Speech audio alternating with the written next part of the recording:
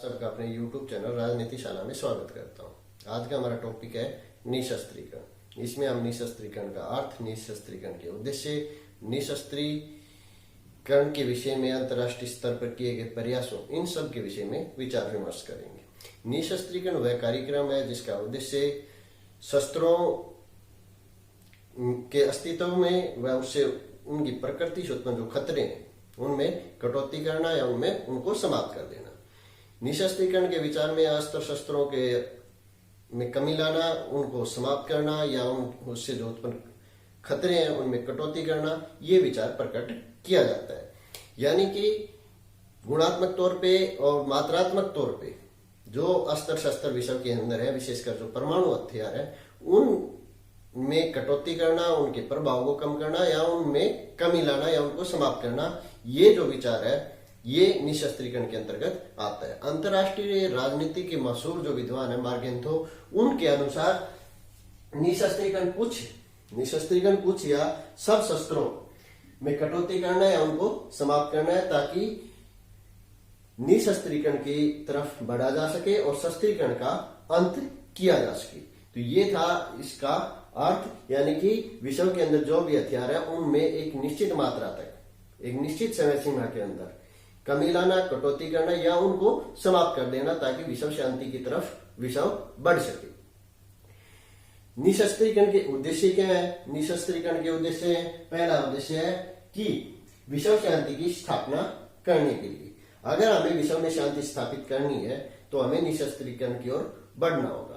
अस्त्र शस्त्र की जो दौड़ है वो विदेश नीति के अंदर राष्ट्रीय युद्ध का जो दृष्टिकोण है, सैनिक जो दृष्टिकोण है, उसको विकसित करती है। और इससे क्या होता है कि इससे जो विदेश नीति है उसके अंदर युद्ध का भाव या संघर्ष की जो स्थिति है वो किसी न किसी रूप में जागृत रहती है, प्रबल रहती है, वह जीवित रहती है। और जब तक ये रहेगी तब तक युद्ध का खतरा बना रहेगा। इसलिए निशस्त्रीकरण के द्वारा हम विश्व शांति की ओर बढ़ सकते हैं। दूसरा है राष्ट्रीय अस्तित्व के लिए।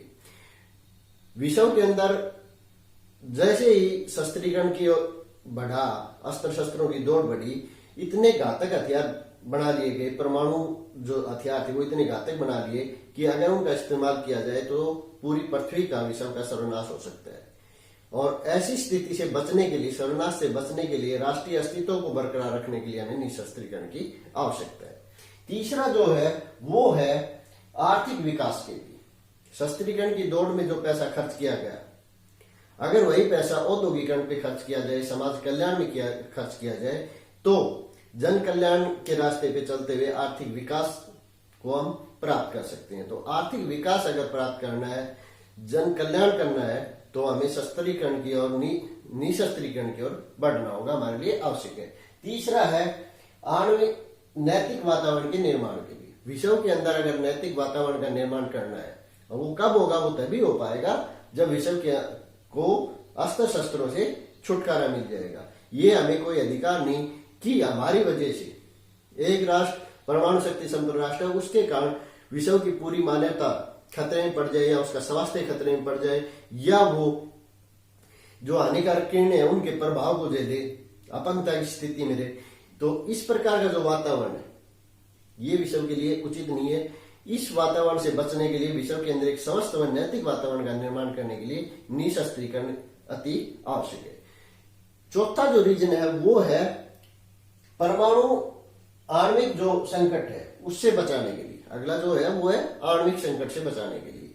विश्व जैसे ही शस्त्रीकरण बढ़ा, उसी के साथ साथ विश्व के अंदर आणविक संकट पैदा हो गया, आणविक एक भय का वातावरण बन गया। और जैसे ही अमेरिका ने जापान के ऊपर इनका प्रयोग किया, इससे पूरा विश्व जो है वो आतंकित हो गया। वह उसके अंदर एक शंका होगी कि अगर परमाणु हथियारों का या आणविक हथियारों का प्रयोग किसी राष्ट्र ने कर दिया तो मानवता का जो अस्तित्व है वो खतरे में पड़ जाएगा।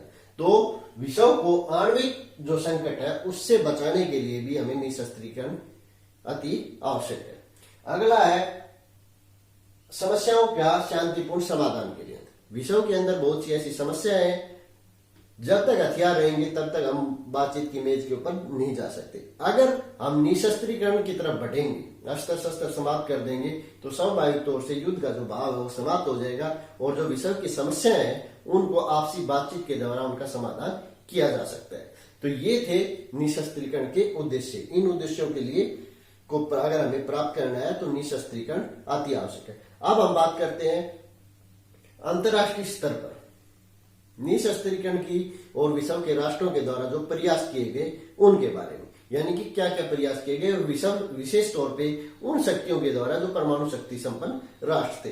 तो पहला जो था वो है सीमित परमाणु परीक्षण संधि। सीमित परमाणु परीक्षण संधि जिसको हम LTBT भी कहते हैं 1963।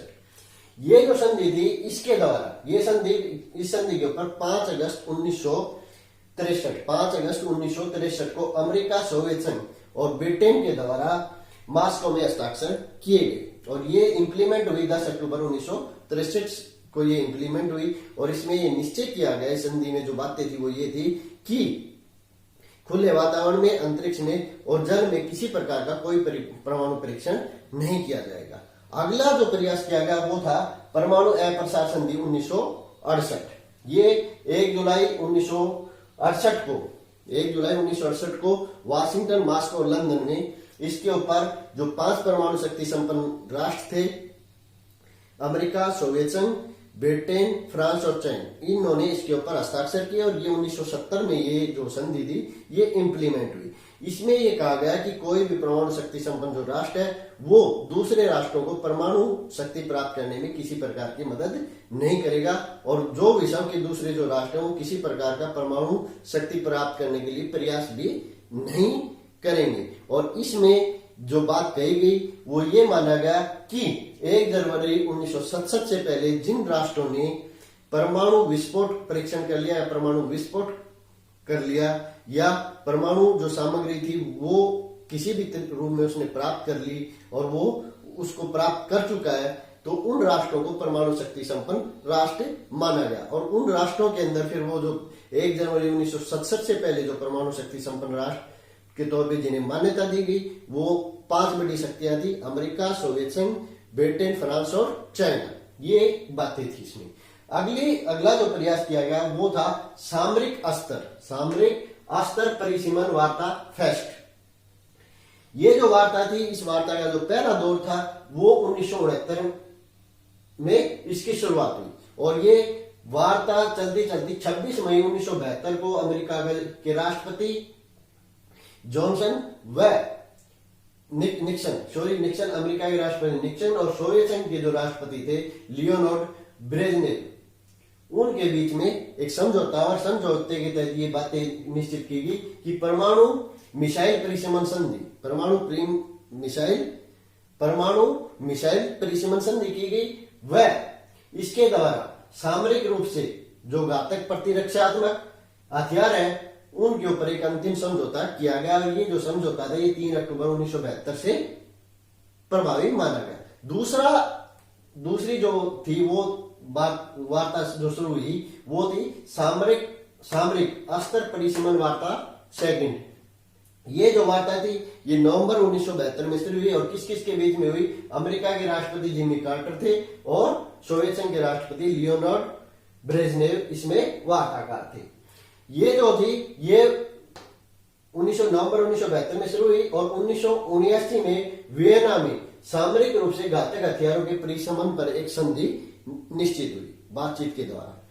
तो ये तो 2 वार्ताओं का दौर था। उसके बाद सामरिक अस्त्र न्यूनीकरण संधि जिसको स्टार्ट 1 भी कहते हैं, ये 1991 में हुई और 31 जुलाई 1991 में हुई। इसमें सोवियत संघ के राष्ट्रपति मिखाइल गोर्बाचोव और अमेरिका के राष्ट्रपति जॉर्ज डब्ल्यू बुश सीनियर भाग ले रही थी और ये इसके द्वारा इन्होंने ये निश्चित किया कि एक निश्चित समयावधि के अंदर दोनों ही जो परमाणु शक्ति संपन्न राष्ट्र है जिनके बीच में शीत युद्ध चल रहा था, कंपटीशन चल रहा था, जिनके अंदर ज्यादा से ज्यादा अस्त्र परमाणु हथियार प्राप्त करने के लिए, वो एक निश्चित समयावधि के अंदर 50% जो परमाणु हथियार है उनमें कटौती कर लेंगे। अगली जो थी वो है सामरिक अस्त्र न्यूनीकरण संधि 1992। ये जो संधि थी ये भी अमेरिका के राष्ट्रपति जॉर्ज डब्ल्यू बुश सीनियर व सोवियत संघ का विघटन हो गया था। रूस का राष्ट्रपति जो था बोरिस येल्सिन इसमें भाग ले रहे थे।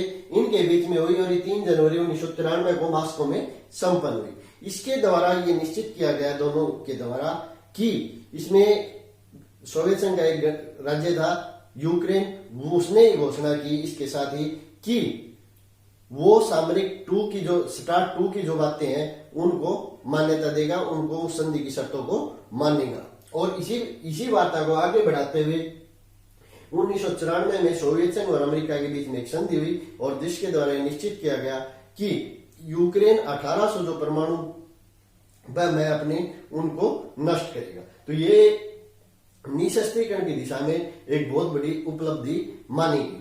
उसके बाद जो संधि आती है निशस्त्रीकरण की दिशा में वो थी 1996 की व्यापक परमाणु निषेध संधि 1996 की CTBT, जिसको कंप्रिहेंसिव टेस्ट बैन ट्रीटी भी कहते हैं। ये जो संधि थी ये 1968 में परमाणु अप्रसार संधि का अगला चरण था, जो 1968 में आई थी, 1970 में इम्प्लीमेंट हुई, जिसके द्वारा ये माना गया था कि 1967 से पहले जिसने परमाणु परीक्षण कर लिया, परमाणु बम प्राप्त कर लिया, उन्हीं को परमाणु शक्ति संपन्न राष्ट्र माना गया था। ये जो संधि थी इसके ऊपर बहुत से राष्ट्रों ने सिग्नेचर कर दिए, लेकिन भारत ने इस संधि का विरोध किया कि भारत ये मानता था कि ये जो संधि है ये भेदभावपूर्ण है, क्योंकि इसके अंदर राष्ट्रों को परमाणु परीक्षण करने के लिए प्रतिबंधित किया गया था, जबकि ये बात नहीं कही गई थी कि जो परमाणु शक्ति संपन्न जो राष्ट्र है वो एक अपने परमाणु हथियारों को कब समाप्त करेंगे, कितनी अवधि में समाप्त करेंगे, कितनी उनमें कटौती लेके आएंगे।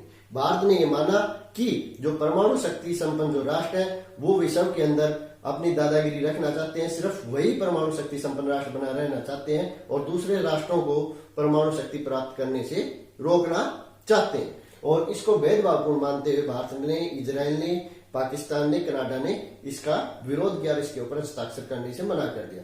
जर्मनी, जापान आदि राष्ट्रों के दबाव में आकर के पाकिस्तान, इजराइल, कनाडा इसके ऊपर हस्ताक्षर करने के लिए तैयार भी हो गए, लेकिन पाकिस्तान ने यह कहते हुए मना कर दिया कि जब तक उसका पड़ोसी राष्ट्र पाकिस्तान भारत इसके ऊपर हस्ताक्षर नहीं करेगा, पाकिस्तान भी हस्ताक्षर नहीं करेगा। भारत ने यह विरोध किया कि भारत जब तक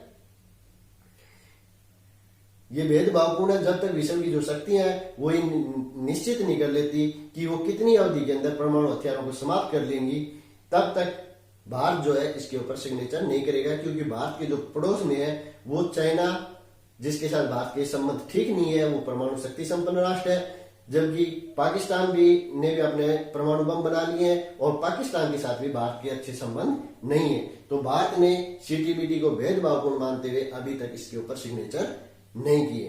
तो ये थे निशस्त्रीकरण की दिशा में किए गए प्रयास। तो उम्मीद करता हूं आज का जो टॉपिक था निशस्त्रीकरण वाला आपको अच्छे समझ में आ गया होगा। आप सबका बहुत बहुत धन्यवाद।